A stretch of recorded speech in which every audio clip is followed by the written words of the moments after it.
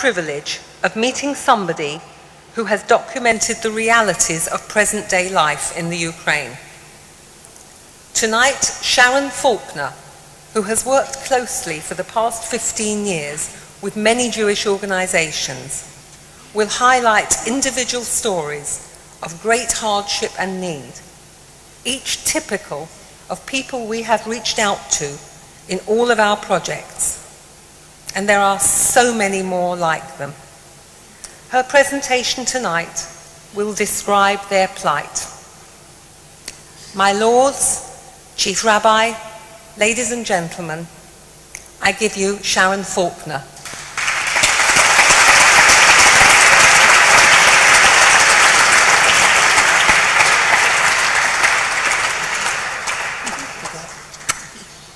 Thanks, Lynn. I am here out of a promise that I made more than 7 years ago to a man named Nukim.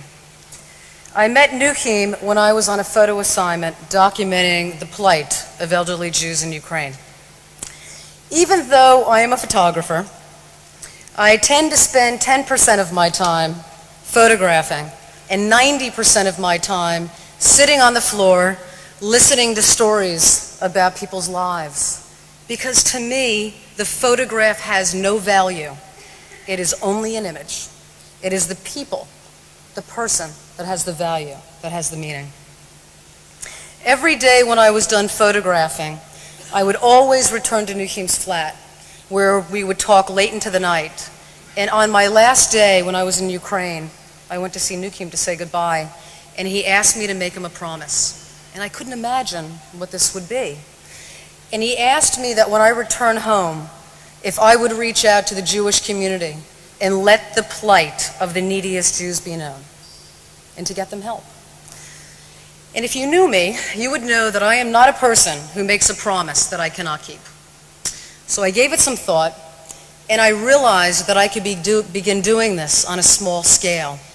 And so I promised him that I would do all that I could to honor his wish. And I have been doing that since that day, more than 7 years ago.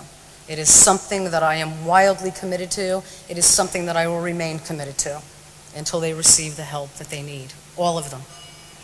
Over the years, I have returned to the former Soviet Union on numerous occasions. I just returned home after spending a month in Ukraine, where I met with many Jewish elderly and children in terrible need that need our help. When the Soviet Union collapsed, the elderly lost their entire life savings. The state provides free medical care on paper only, not in reality. When you go to a hospital, you have to bring your own linens, your own medication, and your own food. Without money, there is no care. There are no social welfare services. The state has left the elderly to survive on an average monthly pension of 16 pounds. If you are a disabled child, you receive 4 pounds a month. That is all. How do you spend 16 pounds? Think about it. I'm sure you spend that every day, and most likely on almost nothing. I know that in the morning, I go to Starbucks, and I buy a grande cafe latte and a maple scone, and it costs me $7.31. And then I think that the cost of a hot meal is 1 pound.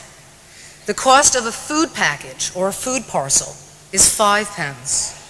Many of the people that you will see in my photographs, the clothes they are wearing came from you through WJR's Gifts in Kind program. Your gift provides Meals on Wheels, medication, and home care help. And these are just a few of the many, many life-sustaining services that you provide. The Jews in the former Soviet Union have no voice.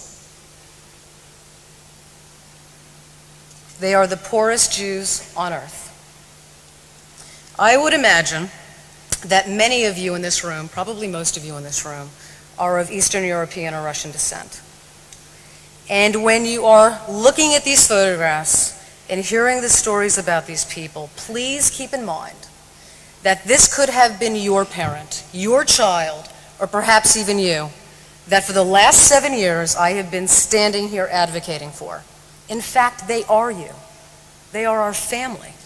We're interconnected. We need each other. And so the promise that I made to Nuhim continues. Let me introduce you to a few of the people that I have met. This is Valentina. She was born in Dnepropetrovsk, Ukraine, 89 years ago, in this small two-room flat where her family has lived since 1870. Today, she is completely alone. She has no one. In 1941, when the Nazis invaded, she fled with her family to the Ural Mountains in order to survive. They spent months living on the streets where they were hungry and cold. She told me of a memory that haunts her to this day that she has been unable to forget. After the war, she returned home in a cattle car with her mother and her sister and her cousin, who she considers to be her sister. And they are the only family members who survived out of her very large Jewish family. When they arrived at the train station, and the moment they stepped foot off of that cattle car, an old woman began screaming, "Ah, the Jews are coming back, so they haven't killed all of you. We'll do it here." Valentina said to me that after all that they had suffered and all that they had endured, having lost everything, these words were devastating. Valentina graduated from college before the war. After the war, she worked as a college professor for many years teaching physics until she was fired because she was Jewish. Today, her vision is poor. She told me she cannot even read the books she loves. She feels terribly lonely and counts the days between the visits from her home care worker, who comes to deliver life-sustaining food and medicines. She also helps cook and clean and, most importantly, provide companionship. Because to these elderly, the isolation is devastating. Often the only time they see another human face is when the home care worker comes. And these services are often as vital as food itself. Valentina told me that she would be dead without the assistance from the Hesed Welfare Center that you support. Hesed in Hebrew means loving kindness, and it truly is loving and kind. Valentina wanted to know what brought me to Ukraine and why I was photographing her and asking her questions about her life. And I told her what I had been doing for the last 7 years, and I told her of the promise that I made to Nukim, and I told her that I would be here with all of you tonight. And she took my hand, and she said to me, "Remember, when you are speaking in front of this room of people in London, that what comes from the heart enters the heart." And that's from the Talmud. And this is Yaakov. I took this photograph in a WJR-supported soup kitchen. His mother died the morning I took this photograph. He is an only child. He told me that his mother was the only family that he had, and that they were very close, and that he cared for her until her death. When you go to a soup kitchen, you don't walk down an aisle where food is slapped on your plate. You are served at a table as if you were in a restaurant, and it creates a feeling of community and of family and of home. And he was very distraught when he went to the soup kitchen because he needed to reach out to his friends for emotional support. And they not only provided him with a hot meal, but also with that support that he so desperately needed. Once upon a time, Yaakov was a well-known architect in Ukraine. And today, he has been reduced to utter poverty.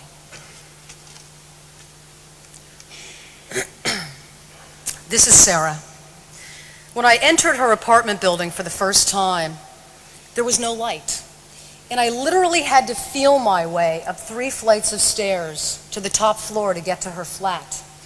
And I knocked on the door, and it opened to a woman who was so small and so frail standing there. And she invited me into the one room where she lives. And when I looked around, I saw on the floor, carefully placed, I counted 12 old cans and broken cups that was collecting rainwater coming in from the ceiling. She is 88 years old and completely alone and homebound. She told me that when she was a child, she loved attending the synagogue with her family until Soviet rule closed the shul and created a cinema on the 2nd floor. She told me that the Jews would gather there in the back of the room, in the dark, to pray while the movie was playing. And it was something that she said she loved doing. It meant a great deal to her. The community still existed, but quietly, it was still going on. Sarah is an only child. Her mother died when she was young. She was raised by her father, and during the evacuation, he became very ill and died of starvation. She said that what she experienced and witnessed during the war cannot be described. And even if she tried, people today could never relate to it. She feels vulnerable and unsafe. She told me this many times. The day before I took this photograph of her, she had fallen, and she waited for hours until a neighbor heard her crying and came to help her up. She told me that and I agree with this, she told me that the worst feeling is the feeling of helplessness. The only reason why Sarah is able to survive and live out the remainder of her life with dignity in some small comforts is because of you, because of your care and your support. The blanket on the bed is from you. The clothes she is wearing is from WJR's Gifts in Kind program. I asked Sarah if she has ever experienced joy in her life. I spent a great deal of time with her, and her life has been full of great hardship.